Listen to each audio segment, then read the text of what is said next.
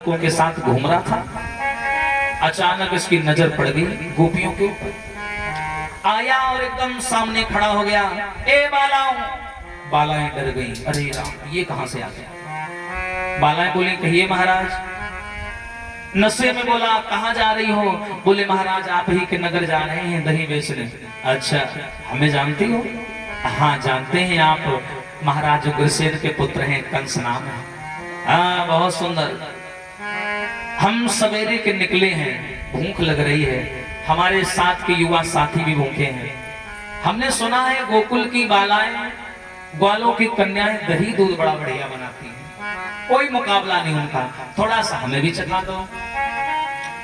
ग्वालों की लड़कियां लड़ गई, बोली हैं दही खाओगे? ताल से मुंह धो के आओ, पहले दही खाओ। आईना में कभी चेहरा देखा है? हमने सुना है महाराज तुम मदिरा का भी पान करते हो, मांस भी खाते हो। हम ग्वालों की कन्याएं अवश्य हैं, लेकिन सनातन को जानती हैं, ये हमारा दही दूध नहीं, ये गोरस है। गोरस, इसे हम लोग पूजते हैं, पूजा करते हैं गाय माता की, उसके बाद ही बेचने आते हैं। और तुम्हारे जैसे पापी के हाथों में अपनी मटकियां छुआ ले, अपवित्र हो जाए। अरे भैया, जो ये शब्द सुने कंस बोला, गोपियों हैसियत में मर्यादा में रह करके बात करो, तुम ग्वालों की कन्याएं हो, मैं राजा का पुत्र हूं। एकदम से नौकर पीछे से, महाराज ये ग्वालों की लड़कियां हैं, दही दूध कम लाठी चलाना ज्यादा जानती है, कायदे बात करो इनसे। कंस बोला, रुक जाओ। बड़ा प्रेम से बहलाने लगा। क्या?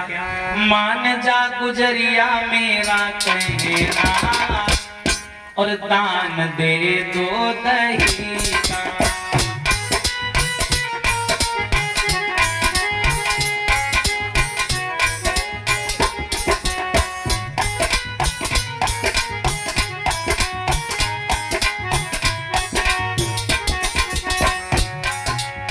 जैसे कहा मान जा, गोपियां बोली, ना मानो कंस तेरा कहना, दान ना दूं दही का।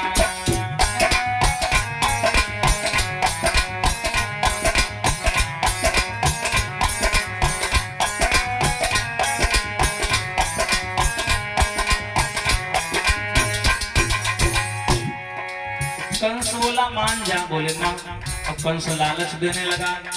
अरे लई दे बे तो का चटक चुनरिया, लई दे बे तो का। अरे ये पुराने कपड़े पहन रखे हैं ग्वालिनियों, तुम्हें बढ़िया बढ़िया वस्त्र दिला दूंगा। अरे और मिठाई वालों दोना, और मिठाई वालों दोना, दान दे दो दही का।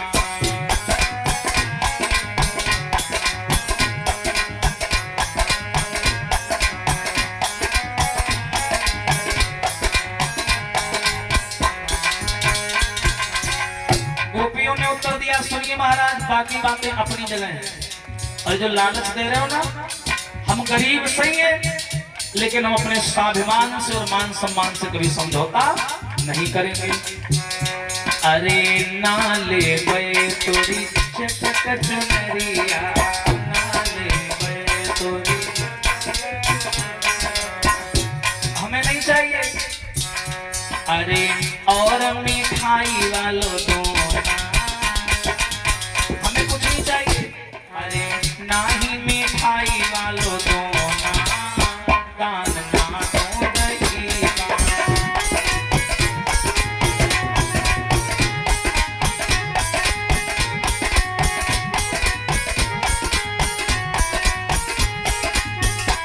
ना दूं दही का। अभी तुम्हारा जन्म हुआ नहीं, पहले ही जन्मगा। कंस के अत्याचार नकली तो नहीं है। भगवान श्याम सुंदर की पावन चर्चा। गोपियों ने जवाब दिया, भैया हम दही नहीं दे पाएंगे। कंस को बड़ा बुरा लगा। कंस ने क्या किया, अपने 16-17 साथियों को आदेश कर दिया, ये गोपियां अब मर्यादा में बढ़ के बात कर रही। देखिए उस समय ग्वालों में 3 बिरादरियां चला करती थी, गोप, ग्वाल, गुजर। गुजर की लड़कियों को गुजरियां, गोप वंश की कन्याओं को गोपियां और ग्वाल वंश में ग्वालिनियां बोला जाता था। और देखिए अब जैसे इनको बुलाया, मना किया दही नहीं देंगे, कंस ने तुरंत साथियों को आदेश किए, मारो इन्हें। भैया वो सारे मदिरा के नशे में चूर, बेचारी गोपियों की मटकियों को तोड़ दिया, वस्त्रों को फाड़ दिया, कोड़ों से मार लगाई, इतना उत्पाती। अभी बेचारी गोपियां रोते रोते गई गोकुल, बताया अपने घर वालों को, महाराज कंस ने ऐसा ऐसा किया। सारे ग्वाल साफा बांध करके हाथ में लाठी लेके मथुरा में चढ़ बैठे। उग्रसेन के दरबार में आए, बोले महाराज की जय हो, रक्षा हिमाम रक्षा हिमाम त्राहिमाम त्राहिमाम। महाराज आप राजा हैं, हम प्रजा हैं, अगर रक्षक ही भक्षक बन जाएगा तो हम कहां जाएंगे। आपके लड़का कंस ने हमारी गोपियों के साथ बहुत गलत किया, मारा पीटा, एक तरीके से हम ग्वालों का आत्मसम्मान मिटा दिया। उग्रसेन बड़े दुखी हो गए, सर झुका गए। उग्रसेन बोले समाज के लोगों कभी कभी मुझे शक होता है, पर क्या करूं, जब से ये कंस आया है ना तब से आए दिन कोई ना कोई शिकायत आती रहती है। एक काम करो, आज निर्णय होकर रहेगा, इस कंस को हमारे दरबार में उपस्थित किया जाए। अब भैया कंस आया, शराब के नशे में हिलता डुलता होगा। बोलो पिताजी। कंस की हालत को देखा, पिताजी बड़े दुखी हो गए। देखिए औलाद वो होती है जिस औलाद से पिता का बरसों कमाया हुआ सम्मान जुड़ा होता है। हर पिता माँ बाप अपने संतान से यही उम्मीद करते हैं, बेटा हम जैसा चाहते हैं वैसा तुम ना कर पाओ, चलेगा कोई बात नहीं, लेकिन जो मैंने इन 100 या 60-70 वर्षों में जो व्यवहार बनाया है, जो मैंने नाम बनाया है, अगर तुम उस नाम को बरकरार नहीं रख पा रहे हो तो बेटा उसे कलंकित मत करना, कलंकित मत करना। देखिए बहुत से ऐसी जगह होती हैं जहां औलाद कुछ भी कर ले लेकिन अपने पिता के व्यवहार से जानी जाती है। कहीं भी जाओ, फलाने का लड़का है, ये उनका लड़का है, वो बहुत बड़े वो है, ऐसे पिता के नाम से जाना जाता है। लेकिन पिता का भी कार्य क्षेत्र और जीवन का साम्राज्य विशाल और उत्तम होना चाहिए। महाराज उग्रसेन ने कंस से कहा कि बेटा ये तुमने बहुत गलत किया, गोपियों को क्यों मारा। उसने कहा मारा है, मौका लगेगा फिर मारेंगे। अरे ये कैसी बातें करते हो मूर्खों, अरे मेरे मर जाने के बाद मथुरा के राजा तुम बनोगे और अभी से ऐसा काम कर रहे हो। कंस बोला चुप रहिए, राजनीति 2 प्रकार की होती है, अच्छी और बुरी। अच्छी वाली आप करो, बुरी वाली हम जानते हैं कैसे की जाती है। इन्हीं हाथों से जनता के आगे हाथ जोड़े जाते हैं और चुनाव जीतने के बाद इन्हीं हाथों से जनता का गला भी दबाया जाता है। हाँ ये भली बात जानता हूं, आप न सिखाइए। और वास्तव में आजकल ऐसा ही होता है।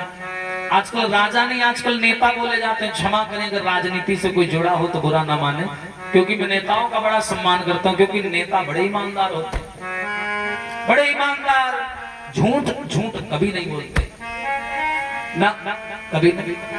नेतन की लंबी बात जे वोट मांगे जोरी हाथ और पीछे से मारे लात, ऐसी राजनीति है। और गिरे को गिरात जात और उठे को उठात जात और दबे को दबात जात, ऐसी राजनीति है। कहते हैं 1000 बात और पूरी होए ना एक बात, और भाषण में न खावे मात, ऐसी राजनीति है। हाँ तो जब जब भैया चुनाव का सीजन आता है, सफेद आपको बगुला दिखाई देंगे गली गली में। हाँ महाराज उग्रसेन ने कहा ये गलत है, ये माफी मांगो, ये सब ग्वाले खड़े हैं, इनके पैर पकड़ के माफी मांगो। कंस ने क्या किया था, पहले ही उग्रसेन के खिलाफ उस राज्य के जितने भी सरकारी कर्मचारी थे सबको घूस दे दे करके सबको अपनी तरफ कर लिया था। हाँ कहते हैं धन वो लालच है, धन वो चीज है जो सगे बाप को बेटा को मारने पर मजबूर कर देती है और बेटे को बाप को मारने मजबूर कर देती है। दौलत वो चीज है। कंस आगे बढ़ा, बोला पिताजी तुम बूढ़े हो गए, राजनीति करना नहीं आता, इधर ला मुकुट। आगे बढ़कर के बूढ़े पिता का मुकुट छीन लिया, सर पर रख दिया और खुद सिंहासन पर बैठ गया और लात मार दी पिता उग्रसेन। अब उग्रसेन सैनिकों से इशारा कर रहे हैं कि इसे बंदी बना लो। उल्टा सैनिकों ने उग्रसेन को ही बंदी बना लिया। क्यों बना लिया? क्योंकि वो जानते थे कि अब हमारे मन का राजा अब आया है। अरे वो उग्रसेन है, कहा उनके राज्य में दूध घी की नदियां बहती हैं, अब हमारे मन का राजा आया है, शराब की नदियां बहेंगी। अब हमारे मन का राजा है, खूब पियो, खूब प्रसन्न रहो, क्या दिक्कत है? और जो अपने स्वभाव का राजा मिल जाता है तो लोग उसी की तरफ खट जाते हैं।